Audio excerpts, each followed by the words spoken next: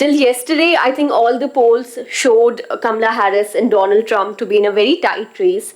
But today, since the results started coming out, we did not see that tight race, and Donald Trump has been in a clear lead since the morning. What happened there? How did the media, the journalists got it all wrong? Well, as I was saying the other day, speaking to a group of Americans, I said one clear evidence is that American polling is now as bad as Indian polling. Indian polls have consistently gotten every election wrong this year. Not just wrong, every single poll has gotten them wrong, and this is now more broadly true in the United States. There's a separate question we can go into is what's going wrong with polling everywhere in the world, not just in India, the United States. But polls are now staggeringly useless in telling you what's going to happen in elections anymore. But I think the fundamental thing was pretty clear. We had Harris's weakness was males in minority groups. In black males, Latino males, to a lesser extent Asian males, we saw huge, by democratic standards,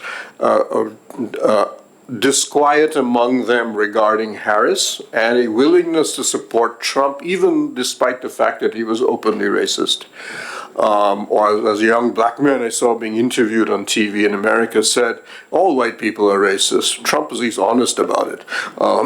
But there was a fundamental problem with Harris being female. That was clearly part of it. But there's also the fact that among minority groups, especially Hispanics and blacks, the LGBTQ agenda, the transgender agenda, was getting incredible hostility. Homophobia among black Americans is the highest in any ethnic group in the country. Hispanics are conservative Catholics by background who are not pleased with a lot of this. So there was a lot of disquiet in this group. And across every poll, compared to Biden, Harris was lagging in every single male minority group in the country. And this included Arab Americans, Asian Americans, and so on. So this was her fundamental weakness, I would argue. The weakness for Trump was women, where you saw especially elderly white women in large numbers across the Midwest in big urban centers coming out strongly against him. Women tended to vote Democratic anyway, but they were particularly hostile to Trump on the issue, particularly of abortion. But overall, his character, he himself being in many ways the embodiment of a lot of misogyny over a very misogynistic culture. So you had a battle between these two groups, I would argue. Which one of them was going to win out was not at all clear. And since pollsters were proving to be extraordinarily bad at picking up these nuances, or trying to figure out how this would be reflected in what was effectively it really came down to just 2 or 3 states that have made the call, that decided this election. It proved impossible became somewhat silly when you listen to the Nate Silvers and the various other pollsters across America saying, oh, it's too close to call it 50-50. Then everybody's saying, well, why are we paying you? We just might as well just flip a coin because it comes to the same thing. But it was a very close election. I will see what the numbers are like. But remember, Biden won in the last election because of 45,000 votes made that call.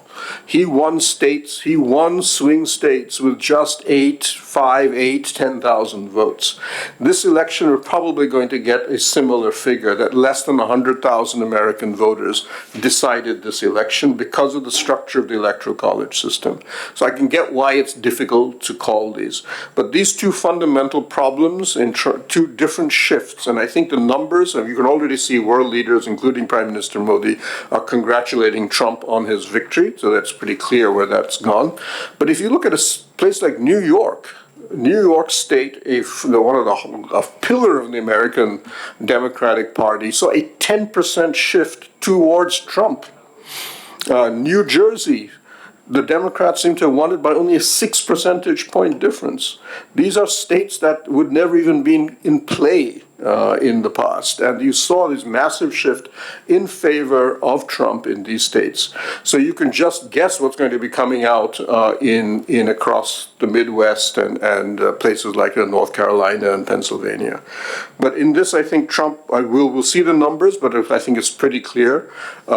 Trump got huge female support, especially among white women, but that was not enough to compensate for the drop in minority support that Harris suffered.